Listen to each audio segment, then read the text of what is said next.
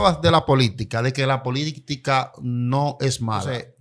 ¿No te da temor de que este grupo de personas tome ese fragmento de palabras que tú acabas de decir, de que la política no es mala? Porque hay personas que satanizan la política. En definición, ¿qué es la política? Mira, la política es la ciencia, o más bien es el medio que se utiliza para regir una sociedad. Ok. Entonces, tenemos lo que es una anarquía y tenemos lo que es la democracia. La anarquía es vivir en la selva, donde todo el mundo hace lo que le da la gana y no hay ningún tipo de consecuencias al respecto. No hay ley.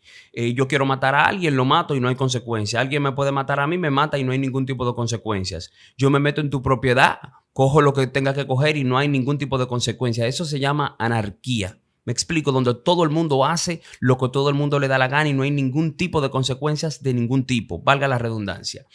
¿Qué pasa? Democracia. La democracia es la forma de nosotros vivir de manera justa dentro de la sociedad. Y para que pueda existir la democracia, indirectamente o directamente se necesita la política, porque la política es la que traza los parámetros que se necesitan, dígase, las leyes, las normas, los estamentos que necesita una sociedad para poder regirse y actuar de manera correcta.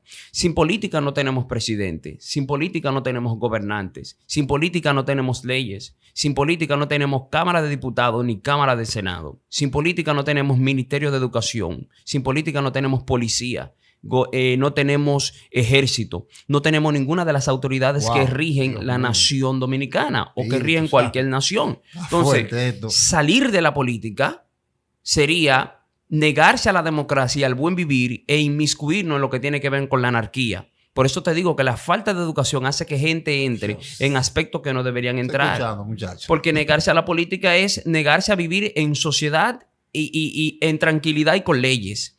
Vamos a quitar la política, vamos a quitar todos los políticos, entonces vamos a entrar en la anarquía, donde tú me matas y yo te mato y no pasa. No hay consecuencias. No hay consecuencias, no pasa absolutamente nada. Entonces, tenemos que saber, tenemos que pensar. Por eso yo siempre recomiendo a los predicadores, a los evangélicos, concluyan su bachillerato, los que puedan vayan a una universidad, lean, investiguen, fórmense. Vamos a darle a Dios lo que es de Dios y a César lo que es del César. Hablar en contra de la política es una irresponsabilidad moral que tiene el ciudadano. Yo es posible que no ejerza la política, pero la debo respetar y debo valorar su importancia. Y apoyarla. Y apoyarla indirectamente. ¿Puede ser un cristiano político? La política necesita de hombres cristianos que sean serios, responsables y que realmente levanten lo que es la moral de la misma política dentro de la sociedad. Por eso, entre un cristiano y entre un candidato que sea cristiano y un candidato que no sea cristiano, ¿quién tú crees que va a defender más los derechos de la Biblia y el mismo derecho evangélico aquí en la República Dominicana? El que tiene el temor de Dios. El que tiene el temor de Dios.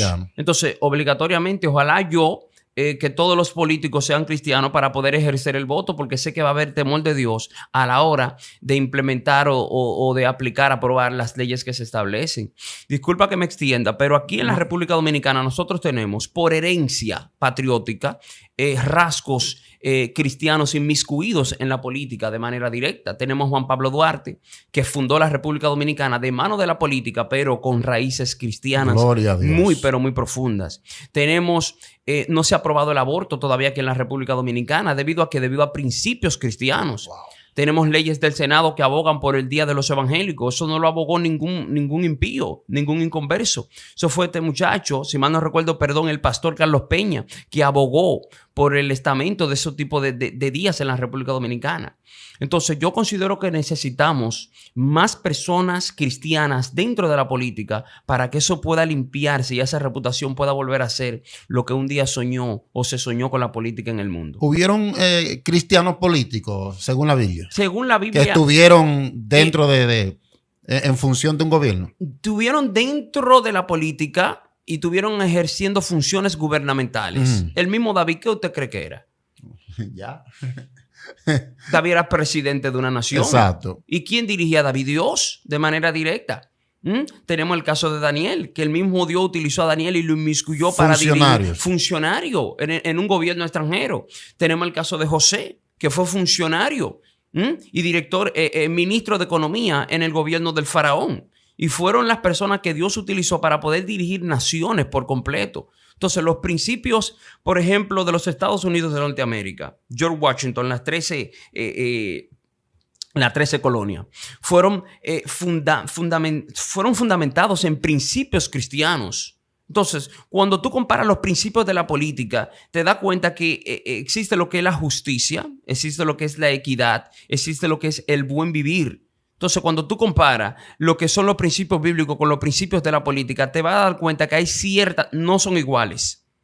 No son iguales, pero hay cierta similitud y persiguen hasta cierto grado, moralmente hablando, un mismo objetivo que se llama justicia, tranquilidad social y buen vivir. Lo que necesita todo humano para vivir de manera tranquila aquí en este mundo.